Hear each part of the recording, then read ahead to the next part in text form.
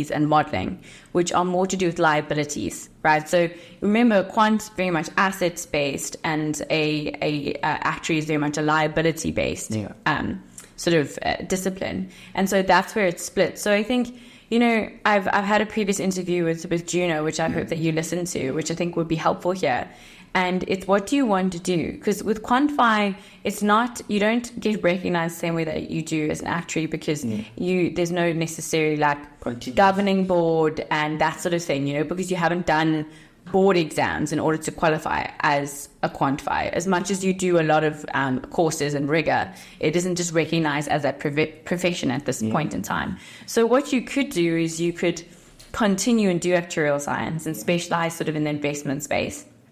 And then after that, maybe do your CFA, and then you would have both sides of it. You'd have a very good understanding of liabilities and a very good understanding of assets.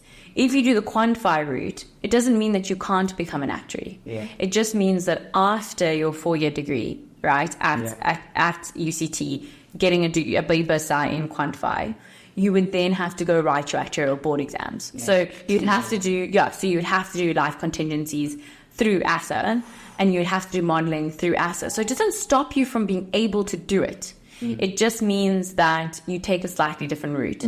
And so up to you as to what you want to do. I mean, we spoke about this earlier. You're very interested in assets. And maybe let's just double click on that, because I loved your background story to that, as to why you're interested in assets. Tell us about that. I love to take risks. And I remember there was a time, even when I was at KZN when I was visiting my cousins, when we were there in the rural area, we'd literally gamble with each other. There's this one game we used to play. We'd all put our money there, whoever rolls a 7 first gets to take everything. So would you throw, 2 dice? Yeah. And then whoever gets a 7 gets all the money? Gets all that money. Okay. And did you used to win? I used to win, Did you use any form of statistical background? No. Monopoly, I used to be a god at Monopoly. Really? Basically, this crazy. Even when I remember, even last year when I played Monopoly with my empty dates, I accidentally thrashed. You played Monopoly with your empty dates? This crazy. Look at you with your skills, eh? So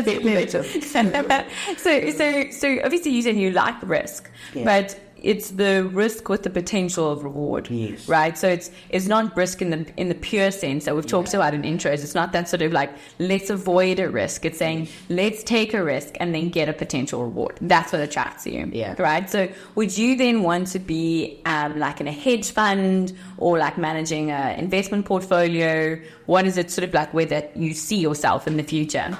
I see myself professionally working in a hedge fund, but one day I'd love to start my own asset management company. Okay. That's how I answer that question. Man, are there any entrepreneurial opportunities? Was that you? I think, I mean, I'm glad that you do want to be an entrepreneur. I think very few people consider that as a genuine... I think some people... most people think it's an attractive thing, but not many people want to take the risk and actually step out and do it, So I'm glad that you're there. So I'll follow up in a couple of years and be like, Bheka, have you taken that risk you said you were going to? Let's jump back to where we were just now. Any other questions that you want to ask with regard to actuarial science or sort of some input you think I could give? Oh yeah, with the exemptions, please tell us how that works, because apparently in first year, there's only one subject we can get, is it? Yes. Please tell us how those exemptions work. So exemptions work differently at different universities, right? So I'm going to explain them very generally. And then there's a UCT kind of template where it says, this subject maps to this exemption or whatever. So you can go access that. But an exemption is effectively saying you are studying actuarial science at a tertiary level. Okay. And it's saying you need to get a certain mark in various courses. And if you get the certain mark, we will excuse you from having to write the board exam associated with that course, right? So let me give you an example. You do life contingencies in 3rd year if you stay in the actuarial sort of stream. Then in life contingencies, it's not enough to pass. Just because you pass doesn't mean you get an exemption. And that's often what students confuse. They're like, I passed the course, I got an exemption. And you then So they let you through. So if you pass, you can continue with the degree, but that doesn't mean you get an exemption. An exemption means you generally have to get between 60 and 65 for a specific course, right? So I'm going to say for the specific course, it's particularly for the exam. So for that courses exam, you have to get between 60 and 65, depending on sort of the external examiner will help peg exactly where that sort of percentage is. And if you get that mark, you then are excused from having to write that board exam after your degree. Yeah. Okay. So at various universities, you can get different number of exemptions. So at UCT, currently you can get 10 exemptions, right? Which means, let's say you get all of them, you get over 60% for every single one of the courses that offer an exemption. Probably. Then you coin it, and then you have 3 board exams after you have finished your degree. You do those 3 board exams, and then you are academically qualified. Now, very few people get all the exemptions, right, that they can at university. Most people will leave with between 4 and 6 exemptions. What? Right? Well, that's just the distribution. Obviously, there's some that will have more, some that will have less within a class. Okay? And so what will happen is then after that, they have to go reattempt the board exams where they didn't get the exemption at university. And then they have to write the other board exams in order to finish, like the ones that they wouldn't have attempted at university. Those 3 that I talked about earlier. Because not every exemption can be attempted at university, only certain ones. So that's what an exemption is. And so I always say to students, your priority, if you're wanting to qualify as an actuary, is to try and get those exemption marks. Because every exemption that you miss is another board exam you need to write after university. Well, not necessarily a year. So you can write every 6 months, right? So it's at least another 6 months. But working and studying is a very difficult thing to juggle. And so you want to try and get it at university. Also because at university, it's the most time that you have in order to try and master a subject, right? Because when you're working, you don't have as much time. Yes, you get study leave, but you can't go sit in the library the whole day and master something, so that's a very important thing. And it sounds like an easy thing to do, to say, get over 60%. If you're sitting sort of in a matric kind of mindset where you're like, if I get 60% in matric, like what's wrong with me? But 60% at university and 60% at school are not really comparable. 60% indicates a fair level of proficiency, which means you're getting 3 and 5 things right, which is, I wouldn't say that that's necessarily spectacular, but it shows that you have sufficient proficiency in order to use that skill set as an actuary or as an actuarial analyst in the workplace. And so that is kind of how exemptions are framed.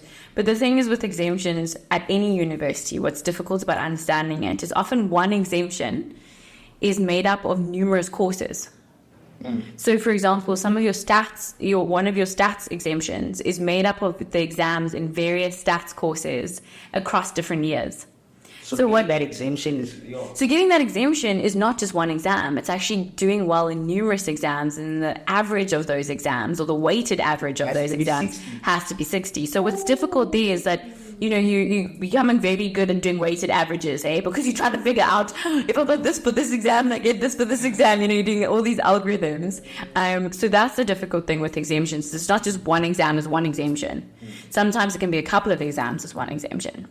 And some of the exemptions are easier to get than other ones, and so there's sort of a spectrum of sort of how easy it is to get it, and that is reflected, I think, in the number of exemptions that students get. So very good question, because students always think a pass is an exemption, and I'm like, you could actually get your whole degree at UCT and not have one exemption. Sure. Because you can pass everything. You can pass everything with 50, but that doesn't mean you get one exemption. And I think it's such a counterintuitive thing for someone to understand, because they're like, but I passed. Like, surely that means I have like a level of proficiency. And so what happens is the universities are granted these exemptions, right, or these exemption status, because they basically say to the actuarial societies, they're saying, well, we're teaching these courses. If our students do well, can we incentivize them by giving these exemptions so that they then can qualify as actuaries earlier? Yeah. But in order to get that accreditation from ASSA to say, okay, you can offer exemptions, they also need to make sure that the standard of those exams are at the level that they need to be, right? You can't be giving an exemption to someone when they actually haven't shown that they have the proficiency. That's detrimental to actuaries as a whole, because if some actuaries are not proficient, it reflects badly on the rest of them. So it's really important that we protect the integrity of the profession. And I think something that you will learn today, actually, in intros, when Peter lectures you, is that you're going to learn about professionalism. And he's going to talk to some of the aspects of that. But part of professionalism is being competent, right? People always think that professionalism is just like, you act in a specific way. Yeah. But actually, it's being knowledgeable in what you're doing, right? And if you're not knowledgeable in an area, saying, sorry, I can't do that piece of work because I'm not actually at the competence level that I should be in order to do it. And so that's something that I think is an important consideration. What is a piece of advice you would give to a matric considering actuarial science? So maybe a piece of encouragement, or maybe a reason to study actuarial science. Let me ask that question, and then I'm going to ask another question. Okay, so matric students, if you want to study actuarial science, please don't take it lightly when they say it's going to be hard. Okay? Yeah. It's going to be very hard. It took me by surprise. Yeah. But you just need to know it's going to be hard, but you need to go there with an open mind and be willing to put in a shift from day one. Especially at uni, there's a lot of time for you to work hard, because if you noticed, ma'am, the weeks are they're 6 weeks and then a break. Yeah. That type of thing. Yeah. So when school starts, you need to be working every day until 10. You need to be putting shifts every single day. But then when there's time to rest, then you do need to rest. Otherwise, it's going to be time. Yeah. So excuse me, time. Yeah. So don't worry about it. It's going to be hard, but just go there with an open mind. And last question to you is, knowing what you know now, would you still have chosen actuarial science? I would have still chosen it. But the thing is, there are so many hard courses out here, man. Let me get out this course with an action qualification, man. Yeah, I'm gonna look for your name on that qualifier list in a couple of years and be like, you go, Bheka, you go. Yeah. It would have been a hard journey by then, yeah. It would have been, but it's very worthwhile. I think we savor the things we fight for. Yeah. So on that note, thank you very much for being on the podcast. Thank you for being here at 7:30 in the morning. Thank you so much. Thank you so much. My ghost can heal. My word. And to our listeners, thank you so much for being here. I hope you enjoyed this episode, and we'll see you on the next one. Goodbye. Bye, toodles. If you enjoyed this episode, please subscribe and leave a review on your preferred streaming platform. If you'd like to interact with us more or add questions or topics to our pool of ideas, please follow our Instagram page at ASforActuary or email us on asforactuary@gmail.com. Thank you for listening. Take care.